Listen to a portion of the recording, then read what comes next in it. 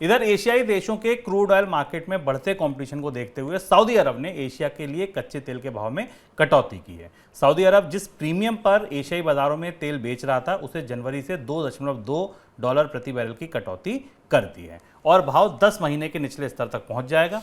हाल के दिनों में रूस और अमेरिका ने एशियाई बाजारों में अपने अपने तेल की सप्लाई बढ़ाई। जैसे मैंने आपसे कहा ना कि बाजार सबसे बड़ा क्या है, एशिया, भारत, चाइना, और बेचने वाले 3 बड़े बिकवाल हैं। अब वो अपने अपने तरह से बाजार को पकड़ने की, बाजार में दखल बनाने की, बाजार पर कब्जा करने की तैयारी कर रहे हैं। सर, सऊदी अरब ने इस समय प्राइस कट क्यों किया? सऊदी अरब को दो बड़ी चुनौती बाजार में मांग के तौर पर दिखाई दे रही है। चाइना की दृष्टि से चाइना तेल बाजार का सबसे बड़ा खिलाड़ी है और चूंकि चाइनीज अर्थव्यवस्था में कोविड के नए प्रतिबंध भी आ रहे हैं, अर्थव्यवस्था में गिरावट हो रही है।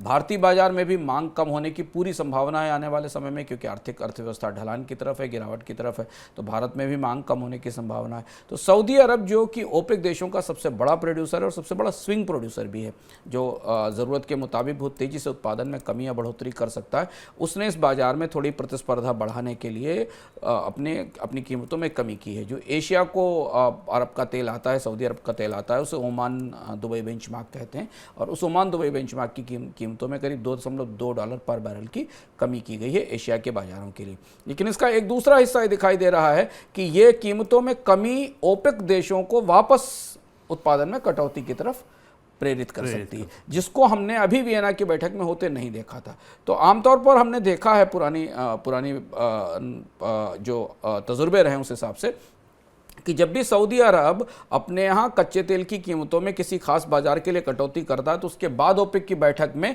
उत्पादन में कुल कटौती का दबाव भी बनता है। तो मांग कम होने की, डिमांड कम होने का संकेत सऊदी अरब पहले से देता है। तो आप इस बात की उम्मीद कर सकते हैं, इस बात की संभावना जाहिर कर सकते हैं, थोड़े समय बाद स्थितियां स्पष्ट होंगी कि क्या ओपेक अपनी अगली बैठक में यानी जनवरी की शुरुआत तक आते आते उत्पादन में एक और कटौती की घोषणा तो नहीं करेगा। फिलहाल ओपेक ने इस बात का इंतजार किया था कि रूस की तरफ से क्या आता है, तो रूस की तरफ से रूस की आपूर्ति में कोई बड़ा बदलाव बाजार में नहीं होने वाला है, तो शायद ओपेक की तरफ से कटौती की गुंजाइश और ज़्यादा बनती दिखाई देती है।